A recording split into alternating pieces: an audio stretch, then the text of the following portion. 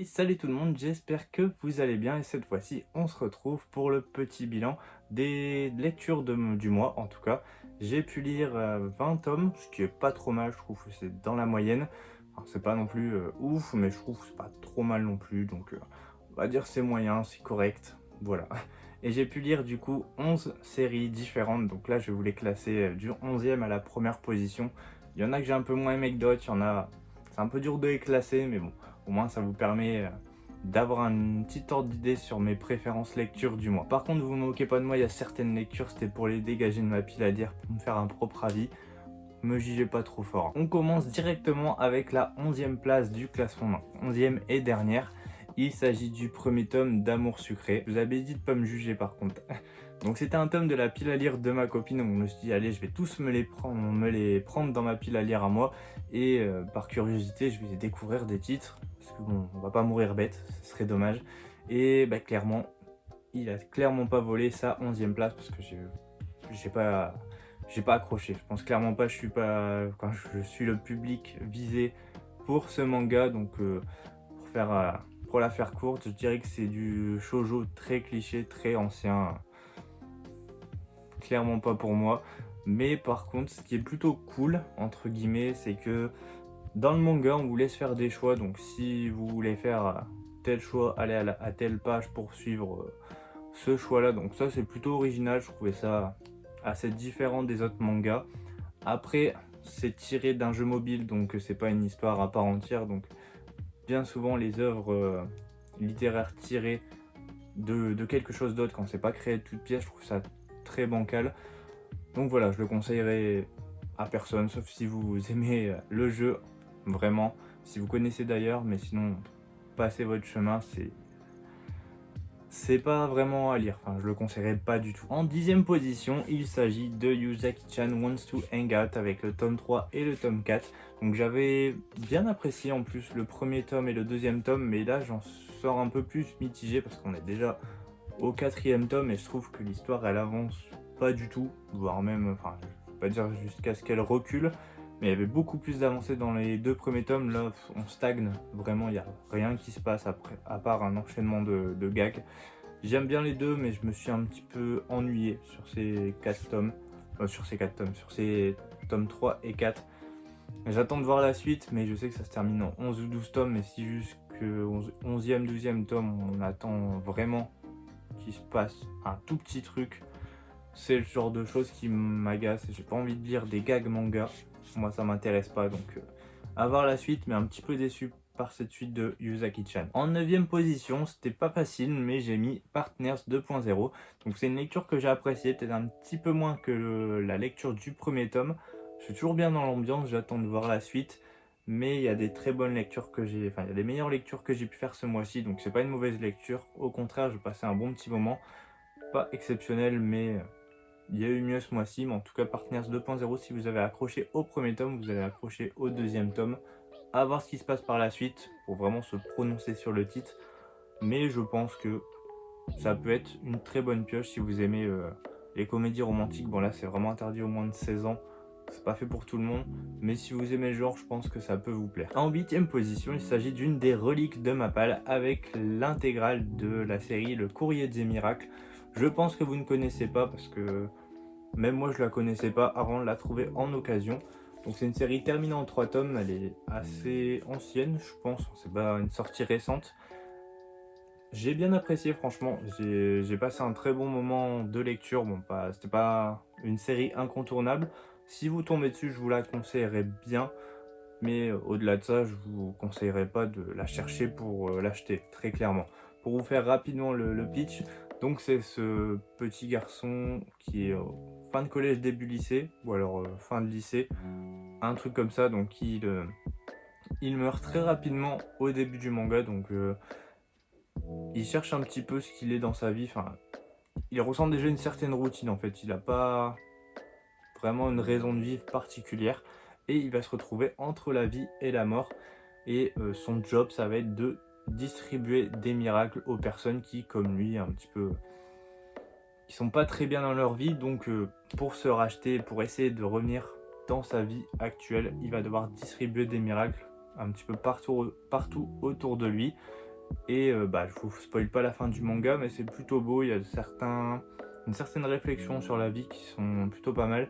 Donc franchement c'est un bon titre où j'ai passé un très bon moment et je vous conseillerais bien si vous tombez dessus. En 7ème position, il s'agit d'une des nouveautés du mois de chez Kana avec Trap Hall. Le premier tome j'ai trouvé plutôt accrocheur, plutôt il nous plonge vraiment dans le bain, donc par contre il finit pas très bien pour le protagoniste en tout cas, donc j'ai hâte de voir la suite, mais en tout cas le style de dessin très particulier, moi j'ai plutôt bien accroché. Bon, faut aimer franchement, mais le style de la mangaka, j'ai bien accroché. Moi je connaissais pas du tout, il y en a plein qui connaissaient, qui attendaient ce titre avec impatience, et moi c'est ma première découverte de cette mangaka, et franchement ça me donne envie d'en découvrir plus.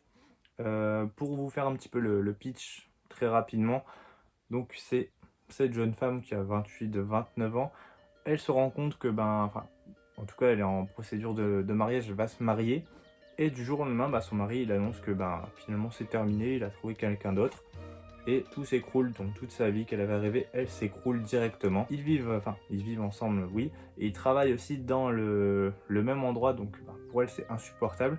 Elle décide donc d'aller déménager à Tokyo et d'essayer d'oublier tout ça, sauf que elle tombe sur des personnes pas très bien intentionnées, et je pense que ça va être une descente, voilà, elle va reprendre un peu ses esprits, mais je pense qu'elle en a besoin de se prendre une grosse claque. En tout cas elle s'est pris une grosse claque. Hâte de voir ce qui va lui arriver, mais j'espère en tout cas que ça va mieux se passer pour elle dans les prochains tomes.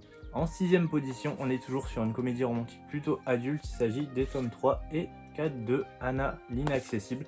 Contrairement à Yuzaki-chan Wants to Hang Out, là franchement j'ai vraiment bien accroché, ça avance beaucoup plus rapidement. Donc là on a vraiment une relation qui s'installe, ou qui s'est déjà quasiment installée au bout du 4e tome, et ça c'est beaucoup plus appréciable. Moi j'aime pas quand ça traîne en longueur, et là très clairement ça traîne pas en longueur, c'est drôle, c'est des petits gags entre guillemets, c'est des petits chapitres qui s'enchaînent, mais l'histoire avance très bien. Il n'y a pas de perte de rythme entre chaque tome.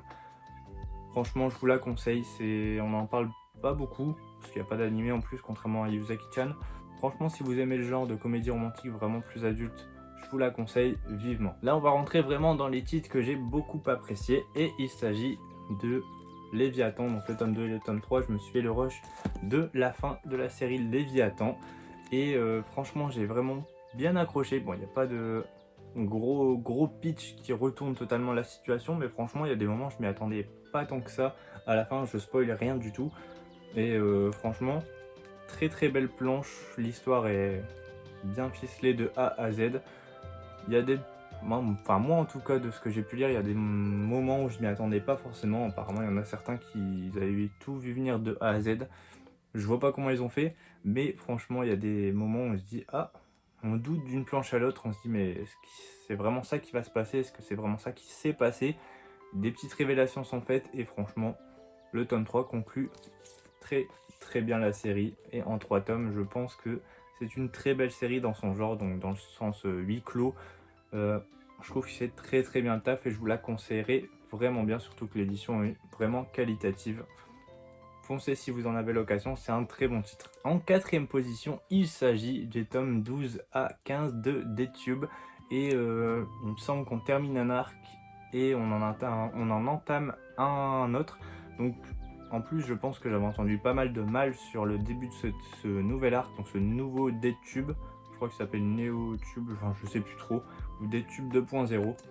J'avais entendu dire qu'ils auraient mieux fait de s'arrêter là, mais je trouve que ça reste bien dans l'ambiance de DTube, et je trouve que ça fait vraiment le taf. Bon, c'est clairement une série popcorn comme vous dites, qui se lie entre deux grosses séries, donc sans prise de tête, et franchement je trouve que ça fait vraiment le taf. C'est très borderline, donc je la conseillerais vraiment pas à tout le monde, mais si vous kiffez le genre, je pense que DTube, même après 15 tomes, ça se lit tout seul.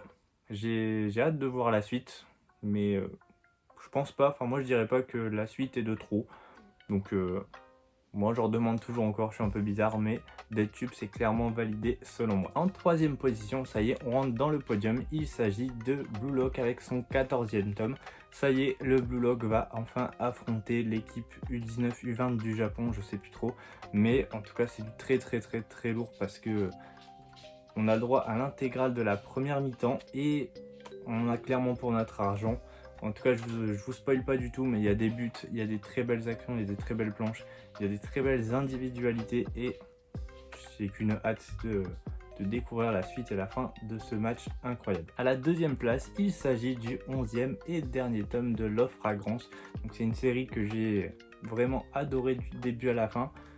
Certains n'ont pas accroché à la bizarrerie du synopsis ou alors du début de la série, mais très franchement, au-delà de ça, je trouve que c'est une très belle histoire. Il n'y a que de la bienveillance, il n'y a aucune négativité dedans. Donc voilà, c'est la consécration de leur relation. Donc cette fois-ci, c'est le mariage, je vous en dis pas plus. Et l'épilogue est juste génialissime. On ne pouvait vraiment pas attendre plus de cette série. Donc le 11e et dernier tome conclut parfaitement la série et c'est une série que je vous recommande vivement si vous aimez le genre.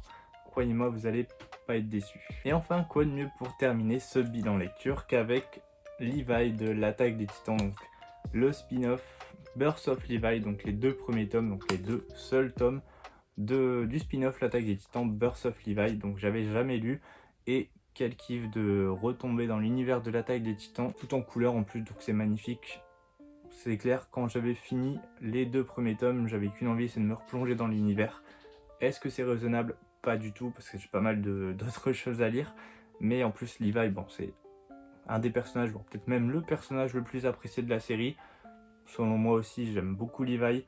Donc, quel kiff de retrouver justement Levi. Donc cette fois-ci, on est plus dans comment il est rentré dans le bataillon d'exploration. Ça va un petit peu vite, je trouve, à la fin du deuxième tome. Mais bon, franchement, rien à redire si vous aimez l'Attaque des Titans, si vous aimez Levi, mais foncez vous procurer ce spin-off qui est tout en couleur en plus, c'est plutôt beau. Que dire de plus, c'était ma meilleure lecture du mois, en tout cas, ça c'est sûr. Et voilà, vous avez vu toutes mes lectures du mois, donc il y a quand même des bons petits titres. C'est rare que je lise quelque chose qui ne me plaise pas, mais en tout cas, je dis toujours ce qui me dérange un petit peu plus que d'autres. En tout cas, j'espère que cette vidéo vous aura plu. Dites-moi aussi en commentaire quelles ont été vos meilleures et vos pires lectures du mois, si vous en avez eu, bien sûr. Et sur ce, je vous dis à la prochaine pour de nouvelles vidéos. N'hésitez pas à bien lire et passer des bons moments. Lecture manga, c'est toujours le plus important. Allez, ciao!